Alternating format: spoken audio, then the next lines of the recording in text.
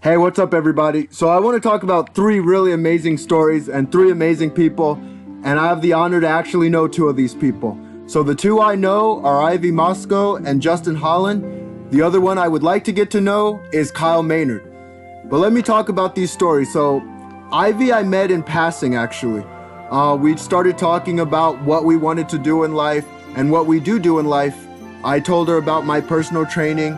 She actually told me she was getting ready to have a surgery. Her aortic valve is around her trachea. So I believe, I don't remember the exact percentage, but I believe it's covering 50 to 70% of the trachea. So she's only breathing with 30 to 50% capacity of oxygen, which doesn't sound fun. And on top of it, she has a lot of spinal problems. She has a lot of issues with her muscles.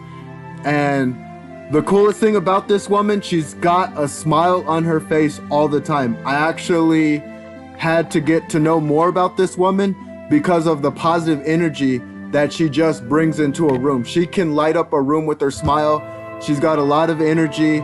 She's a really lovely woman, and she actually, I swear, thinks about other people more than she thinks about herself.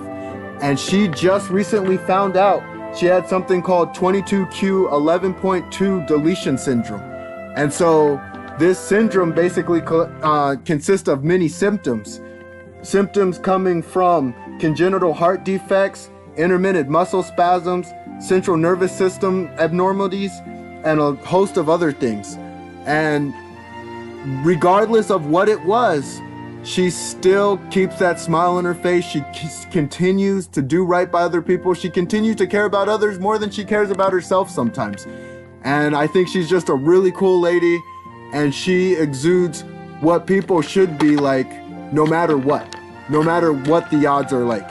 You know, you just have to have that smile on your face, and you just got to keep chugging forward and get up even when you get knocked down. The next story, Justin Holland. Now this kid has done amazing things. I met him as a YouTuber, and I'm glad to have met him early on because I got to follow the story of him doing this bodybuilding journey. Now it wasn't a simple, oh, I'm just gonna do a bodybuilding journey. You know, I'm a young guy, I'd like to do bodybuilding. He actually found out he had a syndrome called Leber's hereditary optic neuropathy. So basically it robbed him of his eyesight. It robbed him of his eyesight in the matter of 6 months too. He found out about it when he was 20 years old. And the crazy thing about this is he didn't take that and use that as his reasoning to not pursue his bodybuilding dream. He kept going through with doing it. He stayed determined. He maintained what he needed to do. It's almost like, I call it sight without sight. You see what you need to get to, no matter what's taken from you, no matter what's robbed from you. You get to decide. And he made a decision, and he went through with it. It was the coolest thing, and he actually influenced and inspired a ton of other people because of the journey.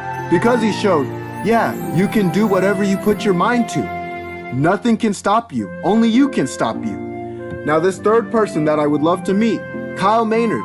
This was a guy who a lot of people looked at and felt sorry for him. You know, you look at his picture and he basically doesn't have limbs. He has his shoulders to his elbows and he has his hip to his knee. And he took on wrestling, of all things. Now wrestling, we all know, is a very difficult sport to do, especially when you don't have your limbs. And he didn't use that as his he didn't use that as his excuse. He kept driving and pursuing what he wanted to do. And the funny thing is, he would tell stories of how he would get looks from certain people, how they would feel bad for him, how he couldn't do it, how he got his ass kicked. He lost 35 matches. 35 matches. He was 0-35 when he first started wrestling. Well, you know what he went to? He went on to become a state placer. A state placer, of all things. That's difficult to do. But he did it anyway. He kept driving. Sometimes we have failures. Well, he had 35 in a row, and he still found a way to pursue.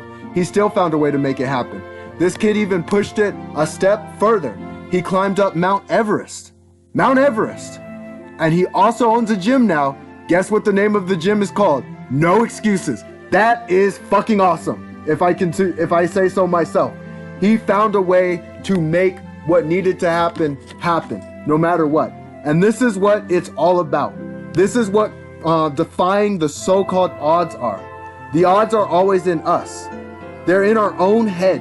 And sometimes it takes seeing others' greatness, no matter what they have to deal with, no matter what dark demons they deal with, or what things are put in their way, they find a way to achieve.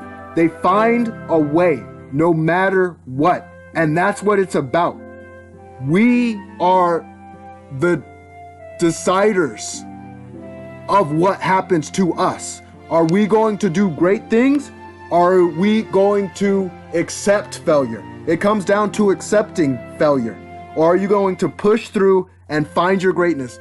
Do what you were born to do. Be great.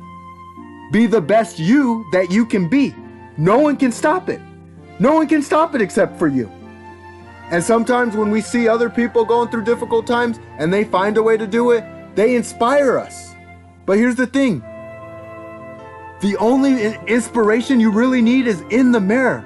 Look in the mirror and know it's in you. Greatness is in you. It's in all of us. Go find it because you'll be glad that you did.